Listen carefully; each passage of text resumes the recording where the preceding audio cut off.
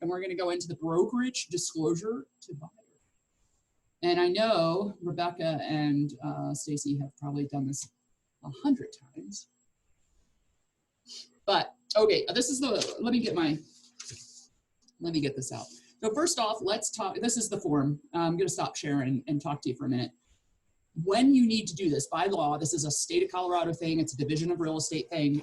The time when you're supposed to give people the brokerage disclosure to buyer is at your first available opportunity. It doesn't have to be like, don't say hello, let me show you this. It's more like before the person tells you any personal information, their motivation, their price, the terms. I got a kid that's leaving, that's got to be in 9R in 30 days. I have to find a house. Like, you do not let any of those things come out of their mouth. And this can happen in an open house too. You have to be careful about, like, when is that time? So if it is, and it's okay for this to be emailed, if you are having a floor shift and you're just talking to someone on the phone and you hit it off, great.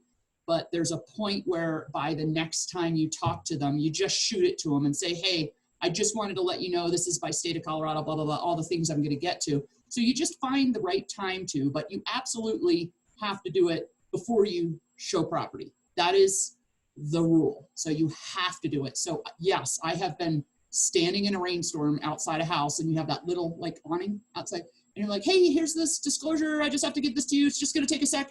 So I can spit that disclosure and what I have to say out of my mouth in 10 seconds and walk in that door and have them sign it right on the kitchen counter. I always have blank ones with me. I learned this when I was at the resort. It's not as important in town, but if you are the kind of person that can do a good job, like a Tina Miley, of being on floor and get that person to go on a showing from floor, you might want to consider having extras somewhere around.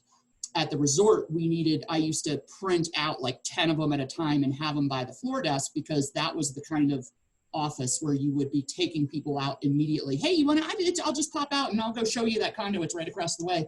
So you always make sure they're around. So the state of, okay, so then I'll get into explaining it. I do print them out unless it's just a phone conversation I'm having with someone and I know they're not going to be here for a while, but I'm going to start working with them. Then I will email it to them and I could talk to them on the phone with it. But it ends up that a lot of times it's, as a new agent, you really want to have your first meeting with people in the office and do the whole ninja thing, go through what your services are, how you want to work with them. That is the ideal situation. And I hope that you could get to a point in your career that most of the time you're working with a buyer, that's how you act. But as a new agent, there are times that you will be caught flustered and you say, yes, I will drive across the county and I will meet you at Forest Lakes. I am happy to do that because I want this sale, and it's a terrible way to do your business. But if it happens, it's going to happen to you a million times. Then just have this brokerage disclosure ready. When you meet them there, you talk to them about it outside, you get a signature on it. And I've never had a problem getting a signature except for maybe twice in my 13 years because of the way you say it. So this is the form, and when I'm filling it out for like people that I don't know yet, like the blank ones, what I write in here is for a specific property described as, and I didn't do this right, but I would put NA here because it's not for a specific property. If you did this for someone that's on the phone with you and they say, I want you to meet me at Forest Lakes at 262 Pine Tree Drive, and you put that in here, then that means you'd need a new one every time you show them a house. Now, how ridiculous. Like, whether you're ever going to show this person property or they call you back 3 months later and say, could you show me something else? You just have to get the sign once. I'd say, you know, best practice would be if you had that person that only comes to town once a year to look at things, you'd probably every 6 months want to get a new one just to show that you re-disclose this to them. But really, unless they're that kind of person, you're going to close on them before the 6 months is up. That's not like a hard rule. That's just kind of a how you don't want, you never want to be on a stand in court and they say, you didn't do that brokerage disclosure. So you just try to always do a best practice. So how I fill this out is any home suitable to buyer's needs. Now, the only time that would change is if you had a buyer who said, well, I'm just letting you know, I don't want to work with you I might buy a place in Denver. So how does that work? So if you have someone that's doing this and they're afraid to like sign something with you, then you could make this just for them. You could cross this out and say any home and then put a little caret and say, in La Plata County or in La Plata or Montezuma County, knowing they have a different realtor in Montezuma County and they're working with you here. But otherwise, I just make it really bland. I would never put in any 2-bedroom home, because then what if they decide to have a 3-bedroom? Like, how annoying to have to do this over. Multiple person firm, that's how you fill it out. And then transaction broker only. And then I fill out the date. So this would be by hand if I'm meeting them at the property. I fill in the date that I'm meeting them. I fill in the date again. I put my their name. And if you didn't know it, like, you know you're meeting a couple and you know her name is Mrs. Smith, it might not be Mr. Smith. So you just be PC about it and you get there and you're like, hey, I knew your name was Joanne Smith and I don't know your name. Could you spell it here? And that's the best way to do that. Brokerage firm name doesn't change. I usually pre-print. I guess in CTME, this would pre-print with your signature on it. CTME was really annoying that they changed this particular form into this smart contract. So it tries to get you to start a file for the person before you can get to the form. So you have to work on CTME about how to do that. It was beyond me. I was trying to figure it out this morning and I was like, oh my God, I don't need to learn this right now. But so then, Heather, oh, go ahead. so at the bottom, where it lists the signatures, where it says this is not a contract, yep, I highlight that in yellow, and it seems and I did too. everyone relaxes at that point. That's all you have to do. Yes, you highlight it, you circle it when you're there with them, like just like when you remember the ninja funnel, how you would actually draw it. I would actually circle this buyer acknowledgement that it's not a contract, because they're kind of like, I don't know at first, and then you say, look, it's not a contract, and you like highlight it or underline it, and then they're like, oh, okay. It's just class, because that's all you need to know. So when I pull it out, and it's really awkward, you haven't met this person yet, and you're pulling out a form for them to sign before, as you're standing in the rain or the snow and it's freezing and they've been waiting, and you're like, I'm so sorry, and I roll my eyes and I have this look on me, like I'm trying to be a little bit funny, but I roll my eyes and say, the state of Colorado says that I have to give this to you, and I'm shaking my head. I have to give this to you. It's all about body language. You're not doing this because then they get like that. So you're saying the state of Colorado says that I have to give this to you. And so I have to go through this little spiel with you before we show property. There are 2 different ways of working with a buyer in the state of Colorado. And I'm on this page. And I say, one of them, as I'm kind of circling them, is a buyer's agent. And one of them is a transaction broker. As a transaction broker, you get all the information from me that you need to make a decision. I can tell you all the disclosures about a property. I can give you positives and negatives about 3 different ways you can make an offer and what might happen. And then I say, what would you like to do? And you don't need to have a contract with anyone. You can sign 20 of these with 20 different agents and just decide who you want to work with. No problem. I don't say the part that it's not a contract yet. And then I say, as a buyer's agent, you actually need a contract with somebody and you're only working with that one person.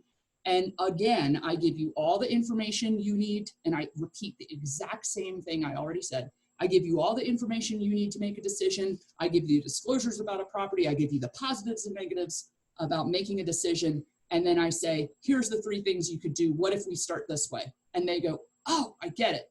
And I say, it's a little bit more hand-holding. So why don't we see, I'm going to have you sign this now.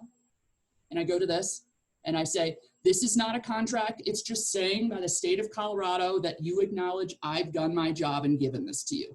And they go, oh, not a problem. And then as they're signing it, I'll say, or they might say, hey, can I just step in the house and I'll sign it on the kitchen counter? No problem. With their gloves on. Now it's COVID, so it's a little weird.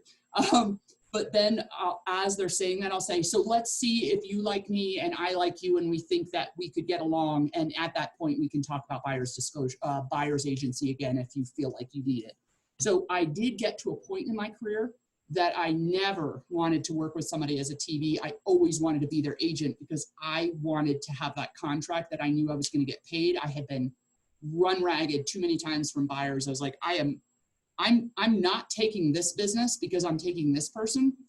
So I'm making them be a buyer's agent with me. But that's all I needed for now. And really it's so super simple. So let me see if I've missed anything. So then what I would tell them is, oh, because you have your buyer's packet with you usually. So let's say you got caught unawares and you're meeting the person with the property and you just went through that whole spiel. And you say, I have a copy of what you signed here in this buyer's packet that we can go over.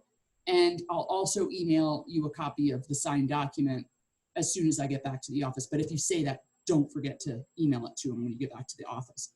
So I hope that makes sense how you do it. So there's state of Colorado makes me do this give this form to you before we go and show property. And I'll say, so there's two different ways of working with an agent. And I explain both. And I say, so me giving this to you and having you sign it, this is not a contract, but you acknowledge that the state of Colorado says that I've done my job, and I kind of like just make it silly. And they might even say, well, I have just seen 3 properties and none of them made me sign this. I'm like, well, I'm supposed to have you sign it. And it always puts you up at a better level. If you get better at saying that last part, that they will say that, well, I've seen properties all the time and nobody's made me do this. Like, just get better at that you're not trying to put another agent down, but they're not doing their job. Like, you have to give this to people. It's not, our job is not one of those, whatever kind of jobs. Like, that's how you end up in court or you lose your license. So then the only other form that you really want to give somebody right away is the buyer advisory. And again, this would be a terrible thing in COVID times to be meeting someone at the property for the first time. Like, how did you have the conversation about them needing gloves? How do you have the conversation about, okay, this is what we have to do? The buyer's advisory, Gina and I had a conversation about whether we still wanted it to be mandatory. And then I reread it, and it still needs to be mandatory. Yes, everyone understands it's COVID, but again, it's that you don't want to be super relaxed about, oh yeah, everybody knows. No, we know that you need gloves, you need a mask, that you only really should have the people who need to be in the home in there at one time. It's all so new. Everything about COVID, they're still trying to figure out school. They're still trying to figure out. So you can't just assume that buyers are going to know what our jobs are. We've gotten more relaxed about it, knowing, oh yeah, just bring gloves, bring a mask, no big deal. Take your shoes off, no big deal. But the buyer advisory, when I reread it, I'm like, no, this is really important. They need to know that, yes, COVID affects us too. Let's not go back to the way things were. We're taking this very seriously, and you're just acknowledging that you're buying a home in a crazy world, and these are some of the extra steps that I need to take as a realtor so that we keep our license and all that good stuff. So does that make sense? Those are the 2 you need. And any questions? Stacy, what was, before you got good at saying that, did you have problems with trying to give people the disclosure? Did they freak out? Would you not give it to them, or what? No, it was me. I was scared to say it to him. As soon as you have fear, then they don't want to sign it, because they're like, what are you making me do that you're so nervous about? Like, why are you nervous about your job? Because then I'm nervous about you. Yeah, because I would be like, it's state of Colorado, they want you to sign this. And well, what does it say? Well, Then I just read it, just start reading it. Yeah, you can read it, but so the seller's agent thing is on there, but you don't have to worry about that. So there's different ways you can describe TB and buyer's agency. I try to make them sound exactly the same, except for the added stuff of the buyer's agent. And that's how it simplified it. And so it's not like, so what did you say? Like, Right. So 1 or 2, 1 or 2, you're trying to make it exactly the same and then add on one thing. I used to say things when I was trying to get people to only be a TB with me, and I wanted to get out of buyer agency, because that used to be how Coldwell Banker acted way back in the day, when it was like you wanted to be that TB and you really didn't want the liability of the agency. It's different now. But back then, my way of presenting it was different, because I'd say, it's really very similar. I let you make your decisions as a TB. The buyer's agency, if you were a little old lady that I was worried about you giving away your property or doing something that was really not in your interest, then I would consider you having to do a buyer's agency with me. But otherwise, you're going to be fine as a TB. And that is true. People are fine as a TB. They don't need a buyer's agent necessarily, but I would angle my conversation to get them to agree with me. And now I'm saying there's 2 different ways of doing it. And I'd really love to be a buyer's agent, but let's see if you like me and I like you and I can work with you. There was actually one couple. That they were really friendly, and they were, you can tell when you're working with someone if you can joke around with them or not. Yep. And I just explained that the transaction brokerage would we're like dating, and then if I was your buyer's agent, we're going steady, Yep. kind of thing. Totally. And Totally. yeah, and that's basically what it's really like. So it is. So then I'm going to move on to buyer's agency. So you could still go back to these questions. If you have questions about that, just jump in. I just decided to talk about this because I think they do go together. And I never, when I do my contract classes, I never have time to go over the buyer's agency because I run out of time. It's like an hour and a half just to go over the contract. So with the buyer's agency, I got to a point in my business, and I hope you do too. I've taken so many classes over the years. I love education, and I love learning new things. And I think that's why I never got sick of real estate. I get bored of things really quickly in my life, and real estate was the only thing that just like, I don't feel like there's ever too much to learn. You know what I mean? You can like learn everything there is to know, you think, and then all of a sudden you're like an expert in pot shops because somebody wants to buy a pot shop or a marijuana grower. I never had to, but there are things in your world that you wish you didn't have to be an expert in. So my legal classes that I've taken would encourage me to not take two buyers who are looking at the same thing. So let's think about the pickle you can get in. If you had two buyers right now in Durango with everything going crazy, who both wanted to make an offer on an in-town home, and how angry those buyers are going to get that you are representing two different people. Like that is like, no, not going to happen for me. So I learned that I was only taking one person at once to look at one particular kind of property. So if the person's looking for a ranch and they're in the $700,000 and they want to be outside Dolores and they're just waiting for the right property to come up, no problem. I'll do a buyer's agency with you for like 3 years, because when am I ever going to get another buyer? So then it gets tricky because you have people who are looking for a certain thing and they change their minds. So sometimes it happens, they're both, I can't tell you the panic attack when you have two people that want to see the same property in a day and you're just like, I don't know what to do. Like, who do you say, I'm sorry, I have to work with these people, I can't work with you. And now you know what they said to you. And how does that not get in your head that this person is probably going to make a complaint about you because they think that you put your offer based on how to beat this person out. Like it's all just gets really messy. So what I would attempt to do is really find out what those buyers wanted before I signed that buyer's agency. And then if they really were an in-town buyer, I would not take, okay, if they were in the $700,000 price range and I had somebody in the $300,000 price range, no problem. But if they really are intent, like I want to buy something for $450,000, I am not going to take someone who's screwing around and isn't sure if they're going to buy this year or next year. I'm not doing a buyer's agency with them. I want someone that can do it in 3 months. I would only make it for 3 months. And the way I would have that conversation is just like, okay, you're meeting with people and you've been out once, you're kind of feeling each other out. Like, you have to also be interviewing these people. Do you want to work with this person? Are they ready to buy? Have they gotten pre-qualified? Like, I don't want to be with people that aren't qualified and I'm showing them property all the time. Because what if then they're looking at mobile homes and then you find out they can't qualify for that? So it's to protect them. That's the conversation you're having, is like, I'm trying to protect you from seeing something you're super excited about. Then you go to the bank and you find out you can't afford it, that you're $100,000 less that you can afford, and then nothing compares to that house you saw. You know, like somebody goes out, they see a $600,000 house. The bank tells them you can't qualify for more than $500,000. Then you're showing them property and they're like, oh, but it's not like that other house. And then they don't want to make a decision. So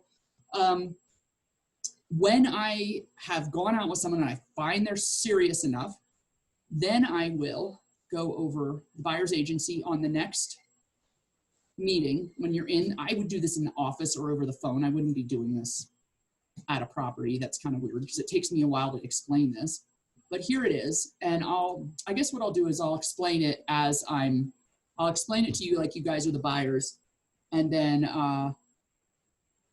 you'll see how I filled it out. I'll kind of bounce back and forth. So you can fill this out for a TB. You can sign someone up as a TB.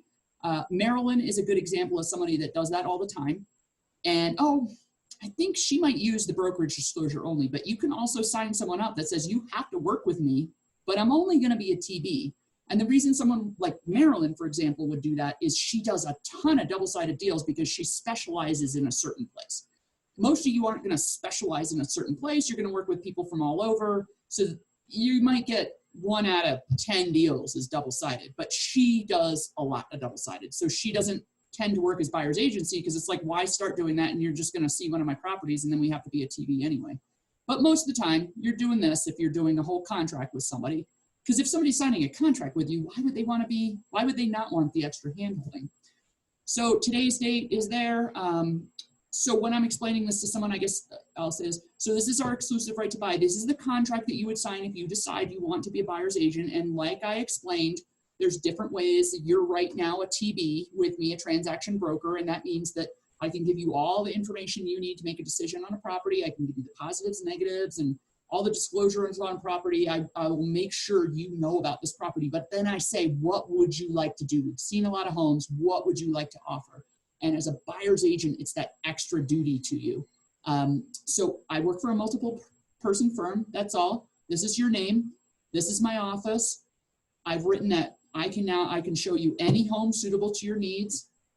This is only a 3-month listing period, because if we get into this and you find that you're not ready to purchase, then we'll wait until you are ready. I only take one buyer at any time who's looking for a certain thing, because I never want there to be 2 people interested in the same thing. That would put me in a super awkward position.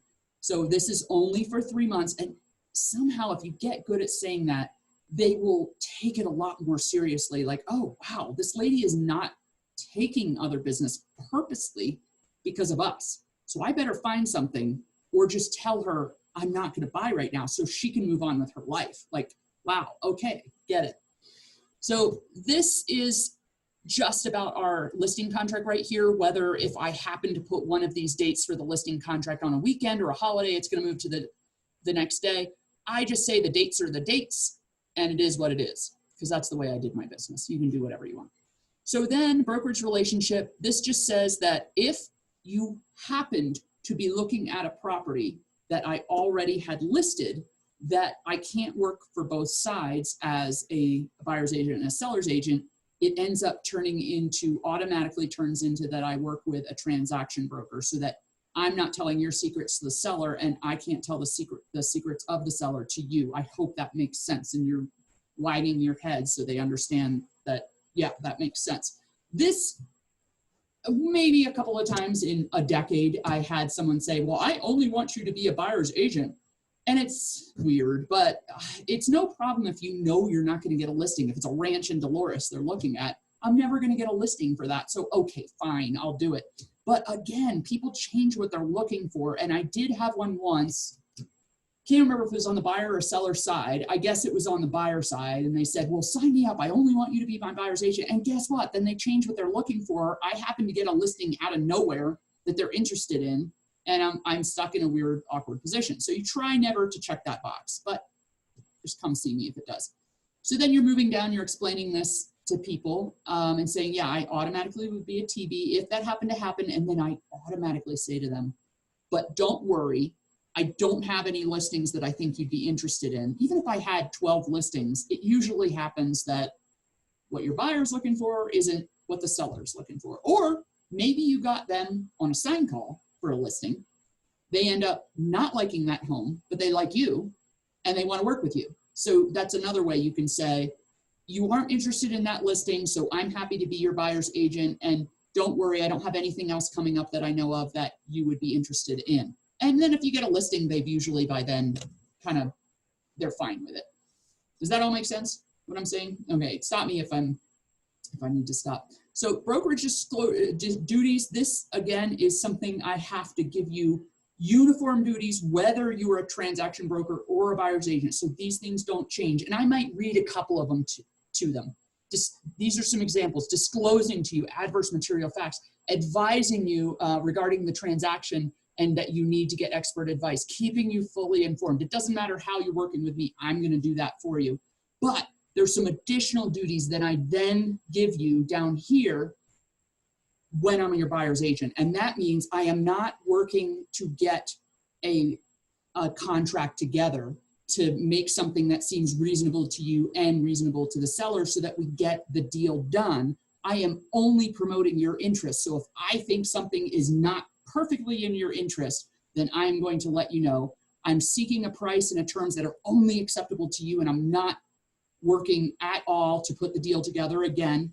And I can counsel you to material benefits. So that is the part that I can actually give you advice, not just give you different options and have you decide, but actually give you advice about where you might want to start. So this, again, just so you understand, agents, you're not saying, oh, you should start at $350,000 and then work your way up. You always give people a range. You never say a price, because you're always going to be wrong, right? So you don't get the property because you told them to offer $350, or you do get the property because you told them to do $350, and they think you could have done $349.9 and saved them $100. So never give them a price. You give them a range so that you kind of stay out of hot water that way with your buyer. So then this is the compensation. This is the hardest part for you to explain, I'm sure. So in order to work with you, I need to know that I'm going to be able to feed my family. I need to, so you can kind of make a joke, you can laugh about it, but I need to know I'm going to get paid. And so I have a success fee, and that's equal to 3% for my services. I only get paid if you close on something. And what I got used to saying is I've never ever had a buyer have to pay because it comes out of the seller's pocket, but just say that someday we met a for sale by owner that didn't want to pay my commission and you thought it was a really great deal and it was worth every penny to you. I'm happy to do that, and you would still have to work with me and you'd have to pay that 3%, but it's never ever happened. And you can say that, right? Because you're new agents, and you can say, oh, it's never ever happened. It could happen, and that's why I write it up to protect myself, but it's never ever happened, so we really don't have to worry about it. But then I did have it happen once, and the buyer was happy to pay because they were getting such a deal. It was a commercial property. They were happy to pay it. It wasn't a big deal. So you just explain it in a way that says, look, I do have to get paid. You only have to pay me if you find something. And I wrote here, no other compensation. There's no money that you have to pay me to get in my car, to drive you around, to negotiate properties. It's only if I'm successful and you purchase a property.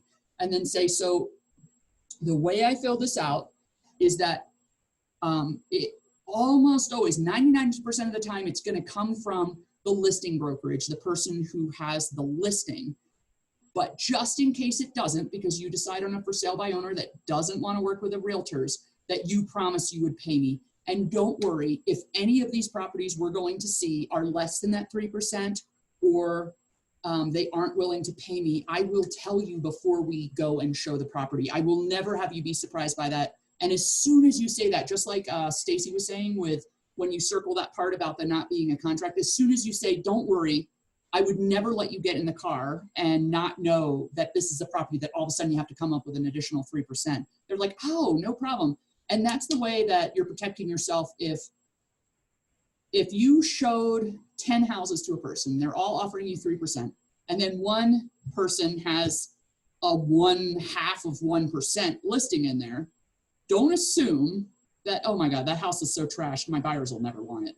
It's always that property your buyers choose. They always choose the 1 out of 10 that's not offering much commission. So having this filled out correctly, there's a lot of agents that leave this part blank, this 3%. Don't be leaving that blank, because that says you're forced to work with them even if you don't make any money. So put the 3%, and then it's your decision. If you're showing them 10 houses and 3 of them are at 2.5%, so be it, no big deal. But if one of them's at 0.5%, you can say, hey buyers, I'm letting you know before we go to this property that it seems a little underpriced. And the reason is because they're not offering any commission to the agent, or they're offering me some commission, but it's not my fee. So you would have to make it up or ask them for it in the terms of the contract. They go, oh, no problem. Yeah, it's like $20,000 under the other two. So that's not a problem.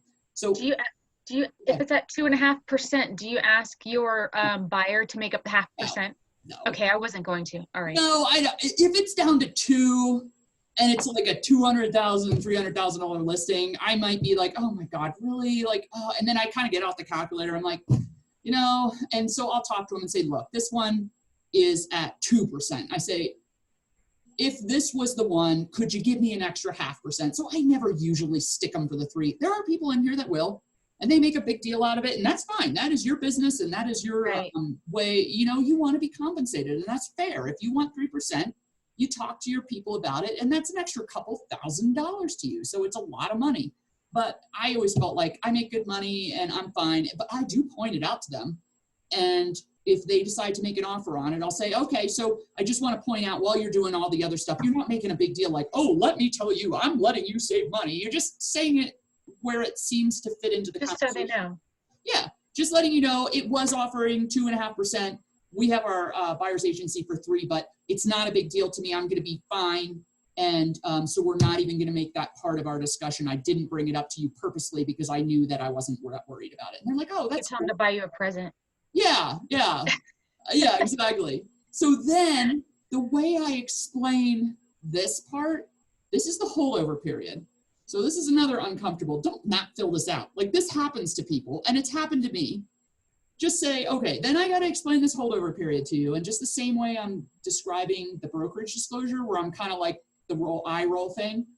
I'll say, and I'm out of practice, so I'm not going to do this very well, but I'll say, okay, so then I got to describe this holdover period. So if you're at a showing and you have the seller come up to you after I leave and say, hey, by the way, my listing's about to expire. Let's wait till after it expires and then you guys work with me directly and we'll keep your agent out of it. I'll say, I know you would never do this to me, but it has happened. So I'll still let you do it to me, but I'm going to make it super painful and I'm going to make you wait 90 days for you to be able to buy that house. Okay. So this is just saying that you have to wait the 90 days if you don't want to work with me and you want to buy the house I showed you. And then this part says, if you're thinking that you wanted to work with another agent that would also cut their commission to save you money on the property and you don't want to use me after you showed the house, again, I'm letting you do it. I'm just saying I'm going to make it super painful and say I still have to get a referral out of that sale. I say, I know you would never do that to me, but it did happen to me, so I just have to make sure that I'm protecting myself. And what does every single person do when you say it the right way? They go, oh my God, that's so mean. Why would somebody do that for you? And those people will never do it to you as long as you mention it. It did happen to me once, or it happened to my friend, or, you just get run around for a year and you're going to know, like, oh my God, this person didn't even show up. And I went all the way out to Forest Lakes. They didn't even want to tell me that they were going to work with somebody else. So get run around, have some hard stories, and then share them with people as like, oh yeah, you guys are so nice, but I've had this happen before. And people, they're kind. If you just treat yourself well, they'll treat you well. That's my opinion of most people out there is if you stick up for yourself, they'll stick up for you too, most of the time. So then here, this is new since I have not sold. So I didn't have to explain this, but this is good to have in there. And so you're pointing it out to them and you say buyer's obligations to broker. This is saying that you haven't signed one of these with someone else. And they go, oh no. Or if they say, I'm not sure, they say, ooh, good red flag. Let's find that out before you sign this. Who was it with? Let me find out. Do you want me to call them? Do you want to go see? And then this part says also that you weren't under a buyer's agency with someone else and they sent you that holdover period email that said, here's the properties that you can't buy without using me. Does that all make sense? So holdover period of somebody else's contract. So before I move on. Heather. Yeah. I'm sorry to keep interrupting you, but can you get that list from Showing Time as well? Because no. Oh gosh, no, that's not. Because I put there's a place to put the buyer's name. Oh, okay. Is there a way to, do you know? No, you can't do that. And that's not a good way. You want to actually know what contractually they decided because you don't know, did they sign a buyer's agency? Did they sign another? Did the agent abandon them? Did this happen? Anything could have happened. So don't use Showing. So I mean, the list that you make of properties that you've seen with that person, the list I'm talking about? No. How do you? I mean, it's easy. You have a buyer that I'm just going to use the word. They totally screw you. And they showed you that you showed them 3 properties. And then all of a sudden you find out they're under contract with someone else. Usually you had that buyer's agency, or if not, all you did is a brokerage disclosure and you're sort of out of luck. But if you actually had a buyer's agency with somebody and they were just using you, like they didn't know what they were signing, maybe usually happens when someone doesn't get explained the contract and they just sign something. But if it's about to expire and you know they want to go and use their friend, then you just, before it expires, you do exactly what the holdover period says. It's not, here's a list of the 20 properties I showed you. It's like, here's the 3 that you seem super interested in. You know, if you end up buying one of these, then you would have to use me, kind of thing. There's a whole email I could help you with. But it's you wouldn't give them a list of like 20. It would be the ones they actually had an interest in. I'm just going back and through here to make sure there was nothing else I forgot to explain as if I'm talking to the buyer. Compensation, 90 days. Okay. So then brokerage disclosures.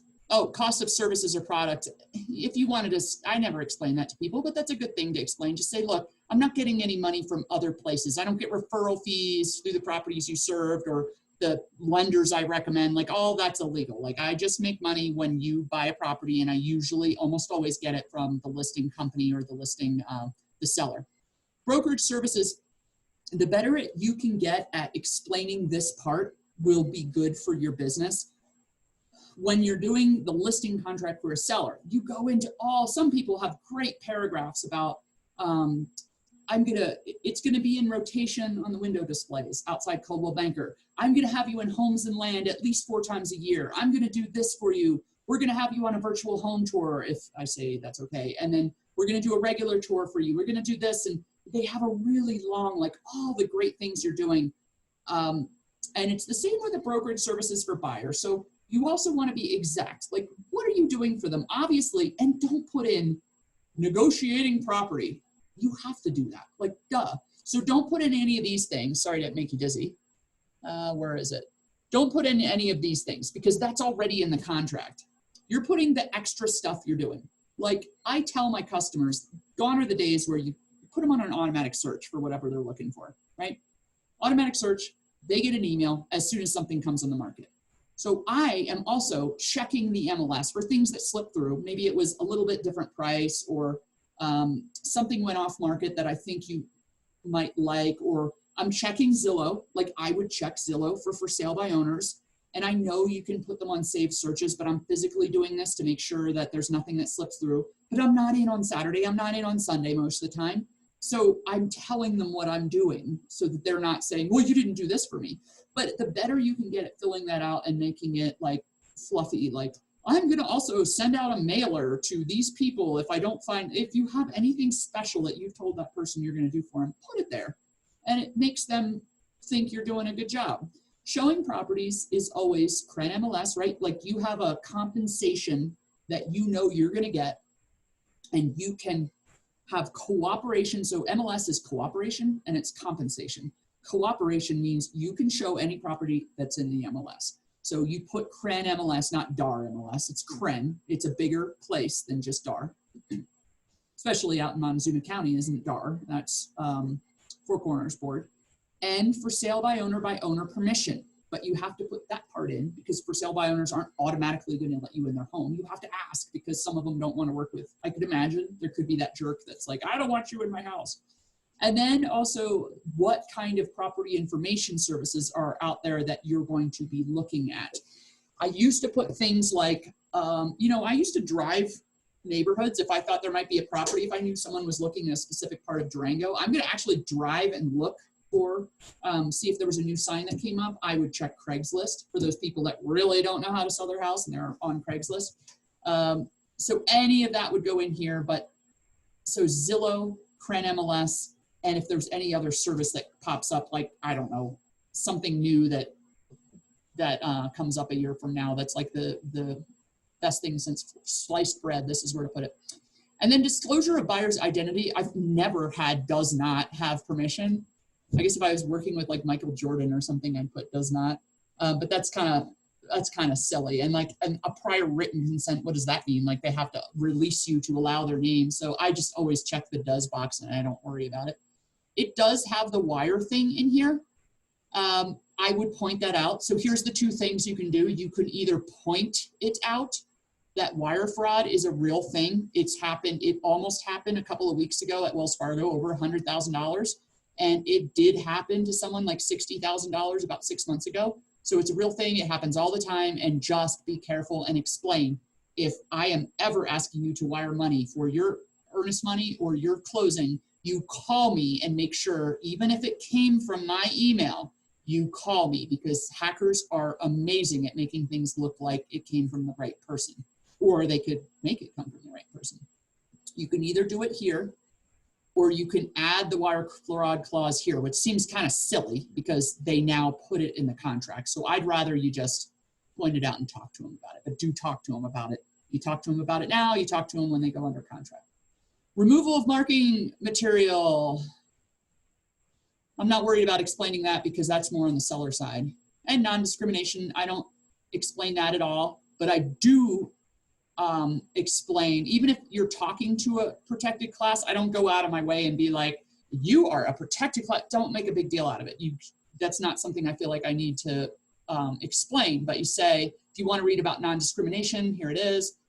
Recommendation of legal and tax counsel, you do say. So every time you write an offer and you talk to someone and you present the offer, when you're writing it, you say, before you sign anything, if you want to get a legal counsel or if you want to talk to your accountant, you have to do that before you sign this, because you don't want them a week from now saying, oh, you shouldn't have done it that way.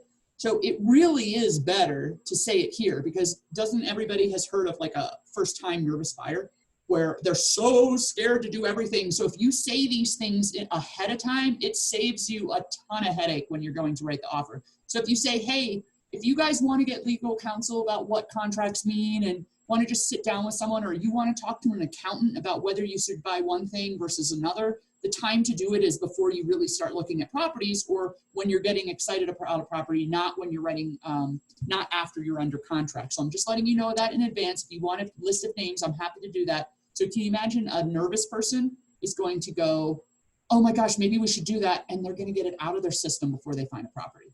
It's just terrible to have someone excited about a property and they're so nervous. And the last thing, like now you're popping this whole going to an attorney on them. And they're like, okay, I'm not ready. I have to talk to an attorney. And it's like a week later and the property's gone. Mediation, I always go over that. I love going over that. You just say, hey, and if you get steaming mad at me and you don't want to work with me anymore, and I get steaming mad at you and I don't want to work with you anymore, and you want to go out and sue me, then you promise by signing this contract that you will go to mediation before we would go to court, just in case it's in there. Just so you know it's in there. You can kind of make a joke out of it, but you say that because it's also in the contract to buy and sell. So any of these things that are also in the contract to buy and sell, it's good to get out that conversation out of the way. Additional provisions, there's really nothing I can think of. Attachments, no. And then electronic delivery, just put none. Oh, none. So that's a good point. So when you're in CTME, I want you all to notice, let's see, where is it? Okay, CTME, let's go to, get zoom out of the way, e-contracts, contract to buy and sell. There's a little button down here, all the way at the bottom. Where is it? Insert NA none, always, always, always press none and then press save. So what that does is it puts, where am I? It put things like none in all the blanks, because if you put NA here, it makes this whole paragraph go away. And you don't want the whole paragraph go away because you do want to send them email signatures. So just put the word none. Now, everybody knows what you meant. If you wrote NA, you'd have to get someone that really wants to sue someone to make a big deal out of it, but just get in the habit of putting none. It's the correct thing to do.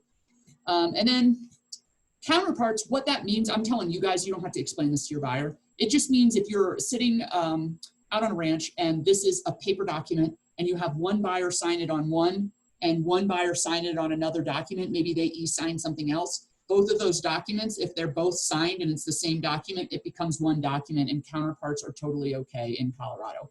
Megan's Law, I always, always, always point this out. So I know we're getting to the end of the contract and I say, look, Megan's Law, I just want to point this out.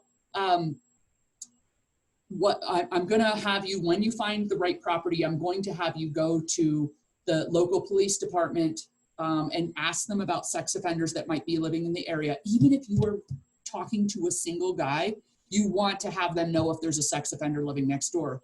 And my conversation with them would be, I know you're just a single guy, but you might live here someday when there's a family, when you are a family, or if not, maybe you want to go sell someday and you're not going to be able to have someone want to buy your house because there's a sex offender living next door. So it's just a good idea to find that out while you're under contract. And I'm warning you now that this is something I'm going to have you check in on. So people who have families or single women would be like, yes, thank you for pointing that out. And you can do it in a kind of non-discreet way that's not like really creepy and weird, but just say they do live in the area, and when you get a sex offender, they're never going to leave. They're always going to live in that house. So you want to know that before you buy. And they go, oh, okay. And that's kind of an awkward way to end, but that's where I do it. And say, do you want to sign now, or do you want the night to think about it? And they sign now. It's just get in the car and go look at property. The whole thing is going to take you 15 minutes maybe to explain the whole thing. I can't imagine it's going to take longer than that. So not a big deal. But any questions that you can think of about it? Yeah, so just to kind of like summarize, so you start talking to somebody and you say, hey, you know, before I show you this stuff, sign this because, you know, the state of Colorado has me sign this disclosure just so I'm doing my job. Cool. And so that's like you're showing them or you're getting more information. And then I'm going to stop you right there.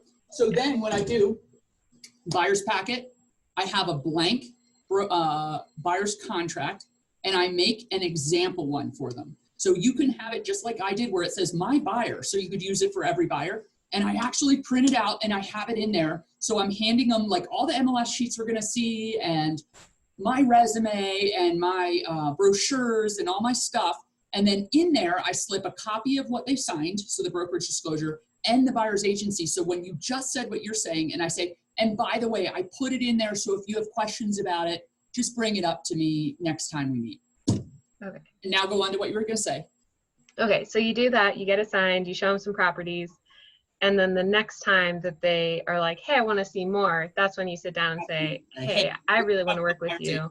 I think that's my comfort level is where I would do it, but everybody's had, and it doesn't always protect you. There's going to be times that I had a guy, he was, oh my God, Gene, he is the nicest guy. He owned a company in town and just like simple guy. And he came in and we had been seeing properties for probably 15 months and he bought it for sale by owner and came in to tell me how excited he was that he was under contract with a sale by owner after I had shown him like 30 properties. But yes, I sold 2 of his daughter's properties, so I got paid and it was so nice. What am I going to say? And I had a total signed buyer agency with him. And I'd gone over, just like I went over with you, and we kept doing extensions. And he came in, he's like, I am so excited. I finally found the house of our dreams, and we're under contract. We're going to close next week. And I'm like, really? I'm so happy for you. And that was it. I never brought it up again. I was like, you know, what are you going to do? What am I supposed to say? Like, well, you owe me a commission. Like, let it go. I get paid with other people. And I was so like, oh, man, that was... He actually was in the, okay, so think about life now. Things are 600,000. Back then it was like 300,000. So he was in the $400,000 range. Woo! So I was actually going to get paid a good amount. And he bought something else. So yeah, you're all going to have those days. So you just got to figure out what you're going to fight and what you're not. But if you go through protecting yourself by doing it a certain way, you guys can totally not do buyer agency for a while. And if you are buyer's agent, like Stacy, you're fine. Rebecca, you're fine. Anna, if you do a buyer's agency, I need to work with you on that contract because you don't know enough to be able to give people advice. So you know enough, all 3 of you, you know, zip it if you don't know something. I don't know, that's a great question, I'll find out. But if you choose to just be TB until you get kicked around enough that you want to start using the buyer's agency more, that's fine. And if you say, no, I'm worth it, I'm going to do buyer's agency right away, and that's fine too. Whatever you decide is cool. It's was worked out in the courts between the time 10 years ago when we used to always tell agents to be TBs, not buyer's agents, that there was this huge more liability once you give people advice, like tons more liability. But really what Gina said is it was worked out, real estate commission and in the courts, that you have a ton of responsibility no matter what. It really doesn't matter. If you're going to get sued, you're going to get sued. So go ahead and do your job the best way possible. Because even as a buyer's agent, you're not saying, do 249.9, and if they come back at this, then we're going to do this. Like, you're not telling people exactly what to do. You're kind of guiding them anyway.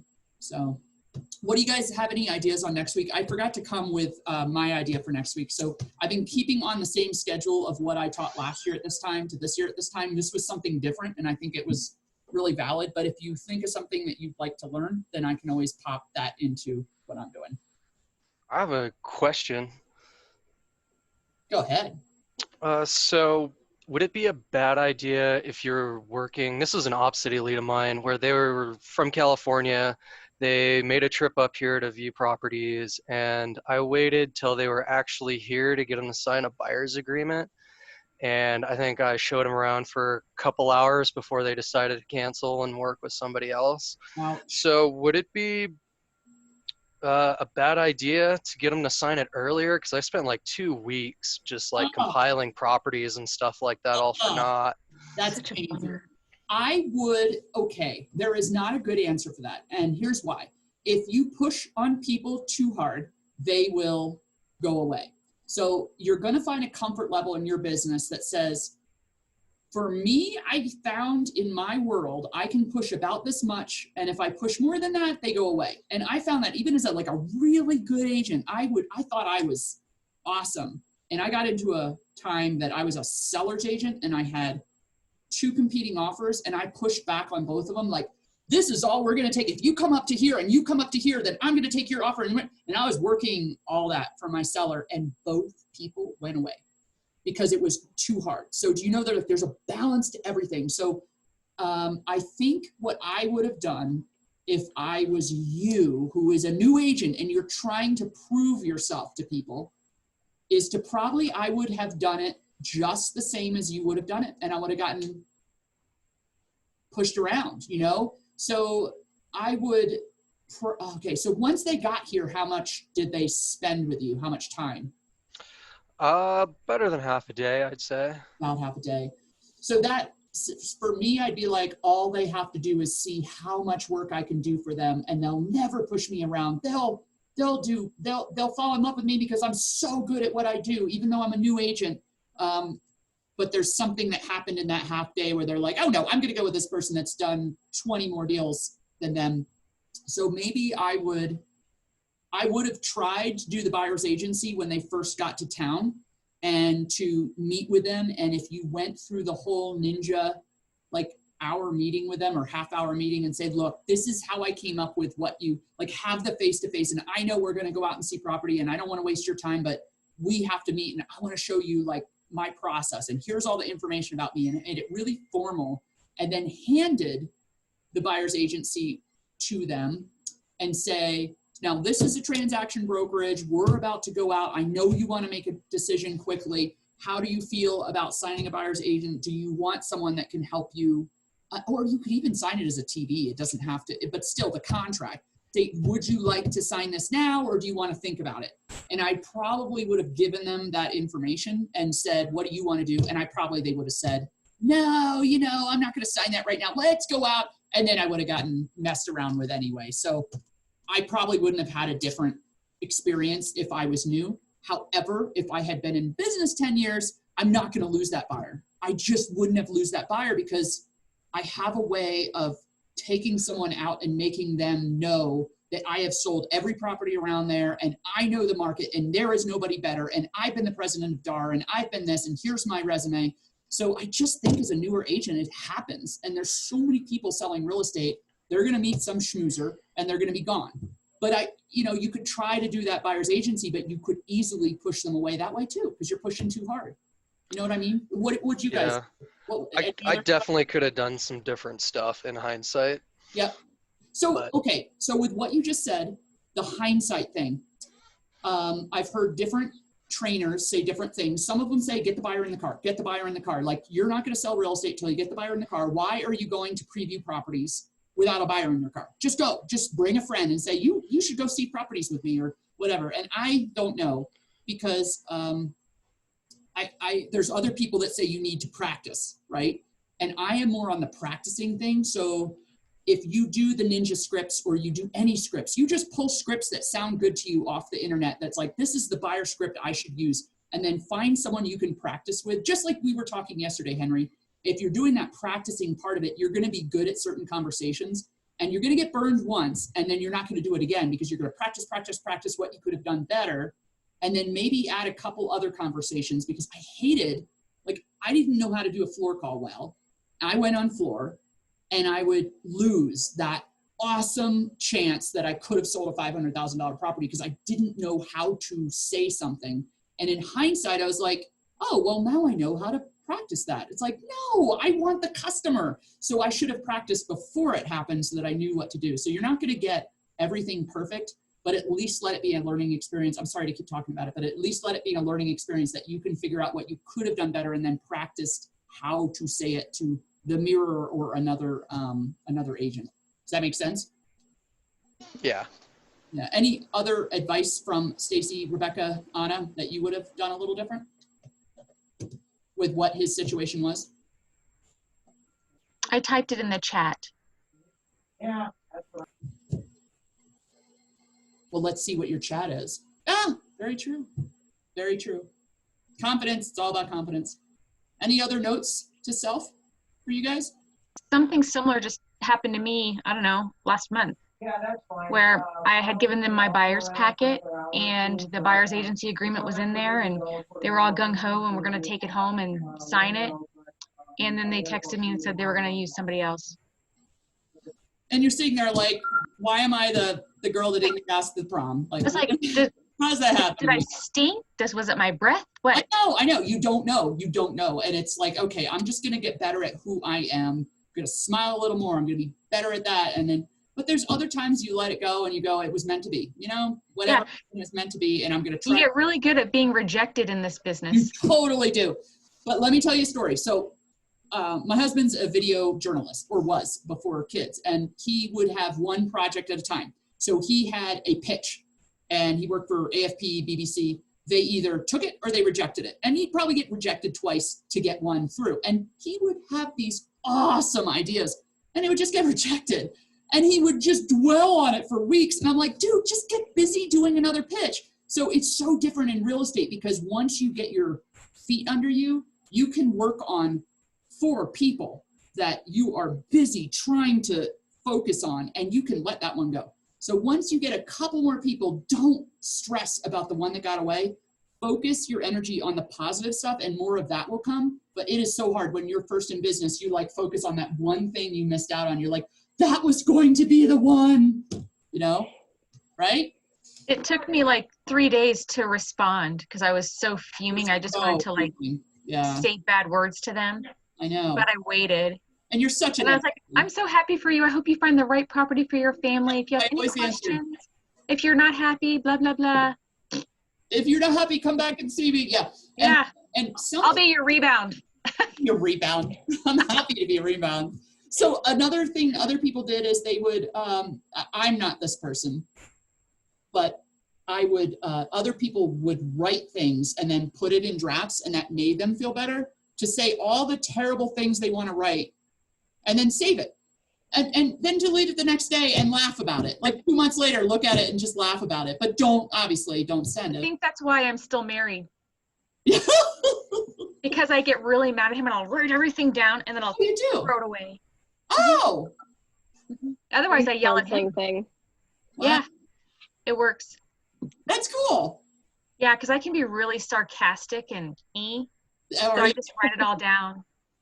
And then I ball it up and throw it away so he doesn't see it because I'd feel really bad if he saw what I really thought. Oh, sometimes. Yeah, totally. Well, that's awesome. Well, thanks for joining me. I don't want to keep you, but yeah, if you think of something good for next week, otherwise I'm going to go back to drawing board and see what it's time to teach you guys. So have a good week. Thanks, Heather. Yeah. Thank you. Bye.